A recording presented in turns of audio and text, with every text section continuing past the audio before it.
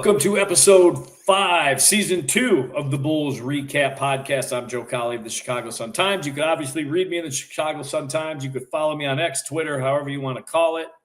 Still kicking around the Instagram idea that could happen. But look, today was supposed to be just a nice bow wrapped up on a Bulls win, first game of the season. 115-111 over a Detroit team that was in the playoffs last year. It was a gritty playoff team, and it had high expectations for this season. And then you wake up, and there's a huge bombshell, dark cloud sitting over the entire NBA league, the entire office in New York City, and some serious issues and questions that have to be answered and addressed. When it comes to gambling, obviously Terry Rozier, Chauncey Billups, Damon Jones, not a good situation. So bring in the crime dog to talk about this. He knows a little bit about gambling. So you dabble, and that's fine.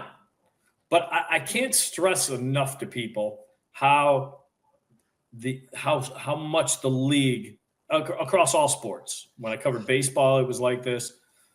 Stresses to these guys, especially with all the advertisements now and sponsorship with DraftKings, whoever it is, that look, you can't get involved in this world.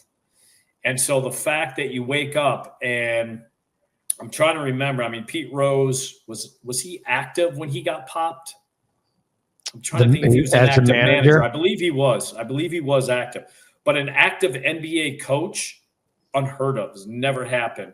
And here's the scary thing. I mean, the Terry Rozier thing, that's been talked about for at least a year. Yeah. You say what you want about Terry Rozier, but he was always a certain type of player.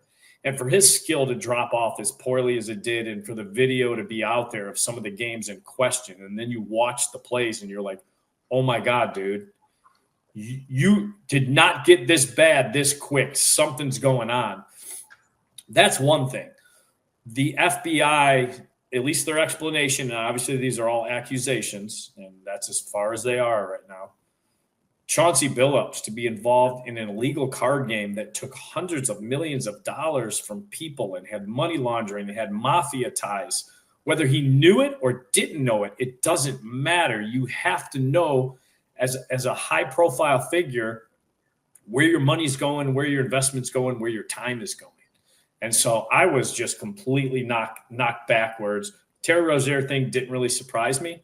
The Chauncey Billups thing, because, you know, I don't know Chauncey that well, but just interviewing him and talking to him, it's like, wow, I did not see that coming. I don't understand. I guess, you know, Terry Rozier, he's made $135 million in the NBA. But it's never enough. Sometimes it's never enough. Well, and there's ego involved here. There's a lot of it's hard when you read these and the details continue to come out like by the hour. Yeah, they almost seem unbelievable. It's twofold, right? You got the illegal card games run by the mafia, and then the Rozier, and then other guys involved in the inside information being trickled down to gambling rings who are betting large sums of money on prop bets. And you can look around any league, and this could be an issue, but it seems like the NBA is the perfect place to create the scheme. Because you could hit that 8, 9, 10, 11, 12th guy off the bench type situation and say, hey, look, you're sitting at 3.5. You're getting 12 minutes a game. We can give you part of the juice here, blah, blah, blah. I don't understand why any player would get involved, but you said the chase. It's the thrill of the chase. There's always more money. There's always something else on the side. And this was part of the possibility once every league entertained the idea of sports gambling. Yeah. And here's the thing, too. We just look at a guy's earnings and say, why would he do that? The problem is a lot of these dudes have boys. That's very fair. They don't want to give the boys their money, but they want their boys to succeed with their own money. So, hey, yeah, so-and-so is injured. He's going to try playing, but in our practice or in our shoot around this morning, bruh couldn't even move. Bet his under. I guarantee that goes on way more than people think. 100%. And so there's probably that element of it. But when you're obvious about it and when it's just obscene, like the video now that's of Terry Rozier, the games that are being put in question, and I don't know how those games leaked that these are the specific games, but the film from those games is a huge indictment. It looks like something out of Blue Chips. It looks like something out of Blue Chips. It looks 100%. Fake. It looks like, oh my God. It's like when Nick Nolte first realized who actually was point shaving. And look, I play pickup almost every morning. And there's times where teams get mixed up and you're shooting for teams and you don't want to be on a certain team. And we call it point shaving because you see dudes are just missing their shot on purpose because you don't want to run with these bums. You'd rather wait a game and run with some dudes. I get it. So it's easy to do in basketball, even at the lowest level of just dirt balls like me that play pickup. But it's never, ever, ever supposed to creep into the highest level. And I will say this, the last couple of years since the NBA has added more sponsorship with the betting sites and all this stuff, the guys have admitted how volatile fans are getting. Oh, whether yeah. It's yelling stuff from the stands or, sending them stuff on Twitter. You cost me this and this and this.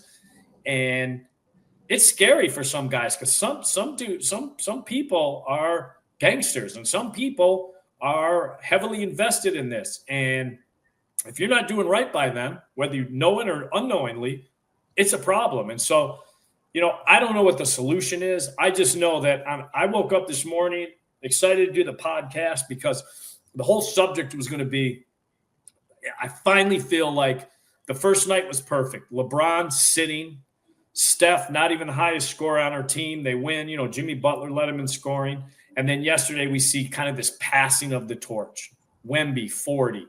Ant, 41. VJ Edgecombe, who I've talked about numerous times on this podcast, how much I loved him in this rookie class. 34, 30, whatever he ended up with it. Yep. So it's like the league is just going through this beautiful transformation of, okay, who's got next? These dudes got next. And then you wake up and Adam Silver has to just be crapping his pants today because this is bad. And how deep this goes and how many more bodies are dragged out of this, it's just a bad day for the league on day 3 of the regular season. It is. And as you said, like it does feel like more names are going to come and more videos going to be revealed. And the only thing that I think Silver can do, because here's the one thing we know, the gambling's not going away. You can't. And you're not going to take the advertisement away now. You're not going to put that toothpaste back in the tube. You are not reversing this is a done deal. Mm-hmm. There's zero scenario where I would not give a lifetime ban to every one of these guys. This is not you're banned for a year. No, why would you ever give them the opportunity to come back? It's very clear. You go into a MLB clubhouse when you covered the White Sox. That's way before gambling. It was right there. You could see the sign every day. It's more prevalent now than ever. And to your point about fans, it used to just be, hey, like you cost me my fantasy game. We are past the days of fantasy. Oh yeah, and you mentioned about the vitriol and like the hate that's coming from these people. It's because gambling is an addiction. It's an addiction, and people are losing. They're not. Oh, I took a swing at a $5 parlay to win $5,000. Fine, I do that shit all the time, and you know what? I still pay my bills and I take care of my family because I know how to balance it. And not everyone does, and that's how we get here. Just like players getting involved in this, they know it's there. They know the impact. I guarantee you more players, and you know this, I guarantee you a lot of these guys know what the over-under on their totals are for the games. I guarantee it. It's Joe, it's right here. Yeah. You could Google search 17 and a half tonight, and you can laugh it off, or you go to the complete opposite end and put your life, not your career, you put your life in jeopardy. And that's what happened with this gambling ring. Lives are in jeopardy here. And the only way Once this all clears, to me, the only way Adam Silver and company can get ahead of it is come down as hard as you can. Yeah. It's like a death penalty to your own league. You do it, you're gone. It's funny. So I covered the White Sox for like 12 years, and my first year was 98. That was Frank Thomas, Albert Bell's last year with the White Sox. There was money. There was a lot of money being thrown around on card games on those White Sox. 100%. Now that's a whole different animal compared to what now you have. The outside world of gambling has infiltrated these leagues. These were just high stake card games, and there would be some pissed dudes about, hey, you got to pay me, blah blah blah. Nothing ever like it got with the Washington, well, they were the Bullets at the time with Arenas and those, and there was never guns brought in, anything like that. I saw some crazy ass dice games down in spring training with some guys, and so that went on with the Bulls. I mean, I'd say there were probably some card players. Well, that's the face of gambling in the NBA. Yes, funny that this was the background. Yeah. But I'm just saying, with my experience, and this, I will say this, the one thing Bulls fans can wake up and feel good about, I would be shocked if this current roster or current head coach have any kind of, I mean, I would be shocked. I mean, this to me, this organization is as Teflon as it comes from that, because a lot of it is the veteran presence, and the most accomplished veteran on the team is Nikola Vucevic, who just likes getting TV ideas from all us writers about what he's going to watch on the plane. I don't even know if these guys are playing cards on the plane with this group. Maybe when Zach was around and DeMar, there was some of that went on. But to me, this group is, because there's the veteran presence is just oblivious to that world, or at least seemingly, unless Vooch is a great actor. And then the other guys, the young guys, are just kind of into their own thing, video gaming, and, you just don't hear it even talked about. You would always at least hear the secondary talk about, hot card game on a flight, blah, blah, blah. You don't even hear that with this current Bulls. And I'll say this about Billy Donovan, coming from college, coming from coaching Teddy Dupay, who had a gambling problem at Florida, and everything Billy went through with him and trying to, keep this kid's life. And he talked about that on the podcast last year when we had him on. Yeah. And everything he tried to do to keep Teddy out of trouble, I think he is as turned off to gambling and the damage it can do on people. So I would be utterly shocked if any kind of current bull was dragged into this. But I mean, I would have probably said that about Chauncey Billups too, just knowing the stand-up guy he is and stuff like that. So, and the other thing too is, we don't know, does Chauncey know that there were mob ties to the card game? There's just, I don't know how you couldn't, but I don't know sometimes. I mean, when you're dealing with tables and X-rays and, all the card decks had cameras like that thing is so deep that it feels impossible. Chauncey's not being listed as a victim. That's from what I've read. He's not a victim. And it's funny because I was watching ESPN today, and I know Stephen A. Smith's gotten a lot more political, but he was bringing up the politics of it. Yeah. And here's what I'll say. The one thing the FBI has released is this is years this is not a new regime doing this. Yeah. This is years of following the money trail to maybe even before Chauncey was a head coach. Sure. So there's that, and we'll see how it all wraps up. But, to your point, I don't know how they could clean this up unless they go just drastic. It is the death penalty for your career, because that's how serious we have to be about this thing for people to trust the product. And obviously, I don't care if you're Terry Rozier or Victor Wemby. It's got to be regardless of name, stature, etc. Because you can't have different strokes for different folks. And the one thing that, as with the last thing I have on it is just with the way college and the NIL situation has gone. Now they're bringing G League guys to college, and you see the faces. Euros are coming over to college for the NIL. Yep. You see the faces of college basketball in the coaching world speaking out pretty heavily on it, right? You see the Izzos and the Sampsons and the Selves, who've all had to dodge the What? Yeah. I mean, those guys have had implications against them. Some of not Izzo, but Samson got almost his own death penalty for sending too many texts. Could you imagine that now? Like, but the reason I bring up college and the NIL is because of all the dirty effing money that's down there. And now the expectation when these guys get to the NBA that the money's following them and it's everywhere. That to me, like that funnel doesn't fit right now. It's because it feels like all of that possibility, because these guys have over-unders and totals and stuff that's happening in college, and they're getting paid for jobs.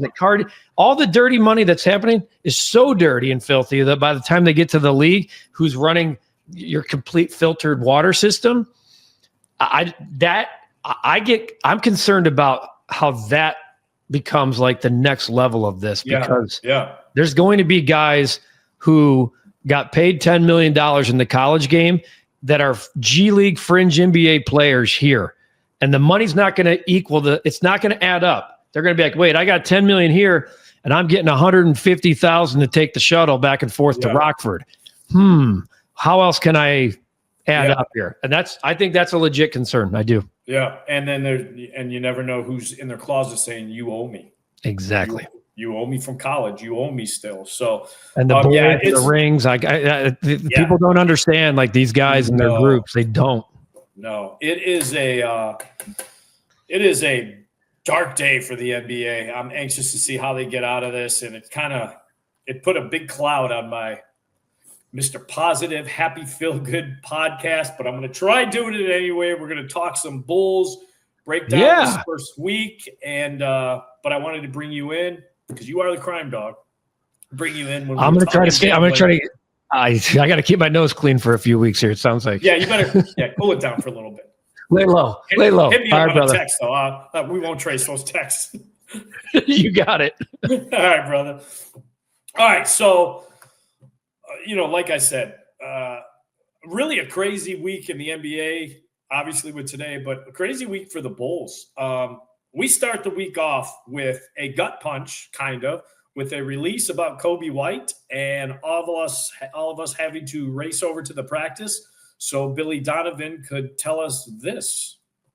I mentioned to you guys the ramp-up period the hurdle was on the treadmill running, and once he kind of got past that, he was able to get on the court and then start running and moving, which he did do that. I think Casey maybe mentioned to me before the Minnesota game, he was out there moving around, running, which is fine. Then the next step was, okay, we got to get him in practice, which he did do. And he went through the majority of it on Saturday. But I think coming out of that practice, he felt tightness again back there. So until he can get that removed, because I think that's probably what ends up happening is once it's tight, he keeps pushing through that. That's where the problem's going to occur. So it's like when he was on the treadmill running, it wasn't like it was a setback. I mean, he's pretty conscientious about saying, okay, this is bothering me. And we stop. It's the same thing in practice. He went through some of it and he said, he told the medical staff, this is tight. So until he can get past that hurdle on a consistent basis, because I think we had talked about the minute restriction for him was going to be hopefully between 20 and 24 minutes, but we're not even at that place right now until he can get on the court and at least play without any significant tightness in his calf. So, a gut punch for Kobe White and the right calf strain from hell that happened in August and still is grabbing at him and still is an issue. Billy doesn't want to call it a setback. Well, let's call it a delay. It's a serious delay because the game plan was let's get him in the last preseason game and get him ready for the start of the regular season. That game plan was told to us last week. Then when they opted to stay in Denver for a night after the game with the Nuggets, that took a practice day away, and that put Kobe now in jeopardy for making that last preseason game because they couldn't get him ramped up in a good hard sweat practice and really test the calf. So that took that off the table. But still, he was going to make the opener against Detroit. He would be on a minutes restriction, like Billy said in the interview, 20 to 24. All is good. They'll monitor the calf. Well, now he goes through a practice, full contact, and it's grabbing him late in the practice. And then on that Sunday, it's grabbing him enough where he's like, hey, I'm betting on myself. I'm an unrestricted free agent. Let's do right by me. I'll do right by you. We'll heal this thing up. So no Kobe White for at least the first 6 games. And that's for a reevaluation. That on top of Zach Collins the man penciled in to be the backup center to Nikola Vucevic. Displaced bone in his left wrist from the Minnesota game, I think it was. Surgery, reevaluate him in a month. So all of a sudden, it looks really bad. Detroit's coming into town. No Kobe. Arguably your best player, your best scorer at least. So what to do? Well, what they did was probably one of the more exciting games of the night. It was an exciting game because Detroit did come back. The Bulls were up by 22, 23 at one point. And then obviously Detroit said, hey, the season started, midway through the game and decided to check in. But it's nerve-wracking for Kobe because calves, we've seen what happens with calf strains the last couple of years. They've led to some Achilles tears. Soft tissue, a lot of soft tissue stuff at the beginning of an NBA season because guys don't practice as hard. Preseason isn't as long. Training camp isn't as long. So you're having these things pop up. It sounds like the Bulls are on top of it. It sounds like Kobe White is on top of it. But the way that the fact that that's the way the week started did not bode well for the schedule. Just the first two games. Detroit, ground and pound team, while the Bulls are a bob and weave and a Sugar Ray Leonard, try stealing rounds late. And then you go to Orlando on Saturday, another ground and pound team that can now play a little finesse with the addition of Bane, and didn't have a great feeling over it. But I will say this, as I've been tooting the horn since last year, Arturas Karnisovas, I don't give him a lot of credit. I'm crediting him now once again, whether it was through no fault of their own or luck or whatever you want, however you want to talk about that 24 draft class. Modest Buchelis is him. He is it. He is, you talk about sky's the limit, high ceiling, and he showed that yesterday. It was like something old and something new. Something old in Vucevic, who turns 35 in a day or two, and continues saying, why do you guys bring up my age all of a sudden now just because I retired from international play this summer and hung up his shoes with Montenegro. It was him, it was Vooch, and it was Modest in that fourth quarter that held off the Pistons, and really a good win for the team because Giddey was up and down, slow start, then he caught on, then he was turning the ball over too much. Ayo had some really good moments, but you're like, without Kobe, without Zach, without that depth against this Detroit team, they probably got no chance. But, Vooch established things early and finished things late, and Modest, I think, is going to be a problem for the rest of the league. And it's funny, one of the things we talked to Billy about yesterday is, are you anxious to see, and I asked Modest about this, are you anxious to see now that there's a summer of film that's been studied on you and what you did in the preseason and even Summer League, you flashed a couple games in Summer League that Modest played in. Are you concerned with now teams are now going to adjust and you have to adjust to the adjustment? And they both talked about that. And Modest is just I can't wait to see it. It's probably going to be a hurdle for me, and it's probably going to be a little knock till I figure it out, but I'm excited to try and figure it out. He's just wired different. There aren't a lot of guys that are just accepting of the oncoming traffic and failure that the NBA brings, but then excited about getting up and bouncing back and learning from that obstacle and that failure. So, I just think they have something great going with this kid. And can they now put the right pieces around him? That remains to be seen. But, started off as a bad week for the Bulls. No Kobe, no Zach Collins. Both of them are in free agent years, so you'd think that they want to be extra careful with these injuries. But, 115, 111, and to finish that game like they did with Vooch and Modest, have to be excited. Still got a long way to go. Don't know where Detroit's mindset was in game one of 82, but a great start. You got to be better at home. That was emphasized, and to win a home game at the United Center. Thumbs up to the Bulls. Like where they are and the way they're playing. Still a lot of stuff on film to clean up, and we'll see where this goes. But that was two surprises. One, the news on Kobe, because we didn't see that coming. Everything seemed like it was moving in a positive direction. And then 2, the fact that they overcame without Kobe and beat the Detroit Pistons. So, all right, let's go to Cowley Island. Talked about this guy a lot, have ranted about this guy in the past. At some point, I have, it's not a joke, it's actually truth. Growing up in Ohio, and don't take this wrong, Illinois people, but Ohio just has a higher football IQ than Illinois people. So when I have to debate Bears fans on Twitter and stuff like that, it's kind of like it's slapping low fruit off the tree. You guys don't know how to identify a quarterback or when to be excited about a quarterback. Everyone got excited about Fields, and I had to tell them Fields isn't it. But I'm an idiot. I don't know what I'm talking about, blah, blah. It's just the way it is. It's a lower IQ state when it comes to football. Not your fault. You're not Ohio. You're not Pennsylvania. You're not Texas. You're not California, Georgia. You're just not. And that's okay. But you are a basketball state. You are a high IQ basketball state. The fact that there are still Vooch critics that want to pick at this guy's game, I will go out on a limb right now and we'll say Nikola Vucevic and what he's done the last 4 or 5 years since he's been a Bull, offensively is probably the best versatile center this organization has ever had. He isn't the defensive guy that Noah is, obviously, and Gilmore and guys like that. I get it. Powell wasn't here long enough. Powell was very versatile, could do it on both ends. Vucevic's offense is like, and you guys will all miss it after this season. Trust me on this. Oh, Jalen, at the beginning of last year, Jalen Smith had some good moments. Oh, he should be starting over Vooch. That was out there. Not by a lot of people, but it was out there. Then they trade for Zach Collins. Oh, Zach Collins had a couple of good games. He should be starting over Vooch. Zach Collins, Jalen Smith, Noah, Gilmore, you go right down the line. None of them would be able to do what Vooch did in yesterday's game.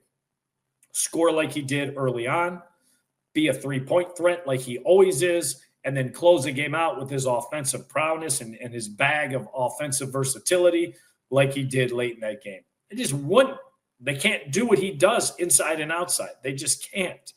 So the idea that dum-dums are still walking around, Vooch isn't a rim protector. No shit. He was not brought here to be a rim protector. When the way the team was designed when he was brought here, it was disruption at the top with Caruso and Lonzo Ball, disrupting their guards, disrupting their wings, messing with the shot clock, and Vooch is there to rebound. He's not there to shot block. He's not there. That's how the team was designed. If there was a mistake made, I thought they should have traded Vooch before they extended him, and not because of his play, but to do right by Vooch and let him go play for a championship because it wasn't going to be happening here, because I think that's what Vooch deserves at this point in his career. So he's going to have rough games this year. He's going to, I thought he actually played really well defensively against Detroit, considering all the basketball he played over the summer and international ball, how he's had sleptwalked through the preseason because he was listening to his body, and then the bell rings. And I thought defensively he was really good. He and Modest were both doing some rim protecting. But I'm just kind of tired of this is supposed to be a high IQ basketball state. Start damn acting like it. Appreciate Vooch. You will miss him when he's gone, and I don't want to hear about it when you do. So that's the rant. All right, let's go to the list. Got to watch a lot of guys from this 24 draft class, obviously last year, and a couple, a small sample size this year.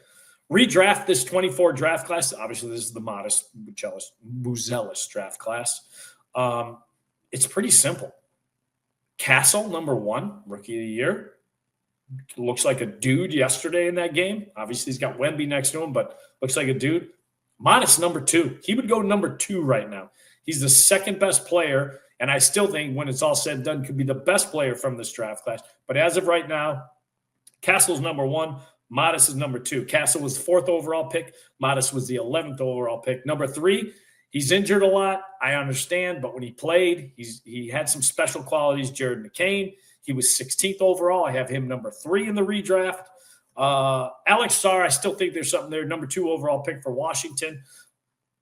And the reason I say that is guys that have played against him, guys I've talked to, like Vooch, are really impressed with how physical he is with his build and what he can be. So I think there's something there. I don't think he's going to be an elite all-star, but I think he's definitely can be a foundation piece for what Washington's trying to build. And he was number 2 overall. Like I said, I got him listed at 4 overall if this was a redraft. And finally, there's some different ways you could go. I'm going to give Risha Shar, the number 1 pick overall, the benefit of the doubt. Keep him at number 5. I don't know if he's going to be anything more than a 15, 16, 17-point scorer, and that's not bad, trust me, for a number 1 pick. Can he improve his wing defense? We'll see. Can he be a more consistent outside shooter? We'll see. I definitely think there's something there. He's athletic. He's got a fun game. So I'm going to put him at number 5. He was the number 1 overall pick. But, hey, you got to give Arturas credit. He's nailed this Modest thing. Again, whether it was just dumb luck of Modest falling into his lap or if he saw something in him that other teams gave up on and didn't quite like when he was playing with G League Ignite. So, I'm fair. We'll give credit when credit's due. So that's it. If I had a redraft, that would be what the list looks like. So until next week, I got next.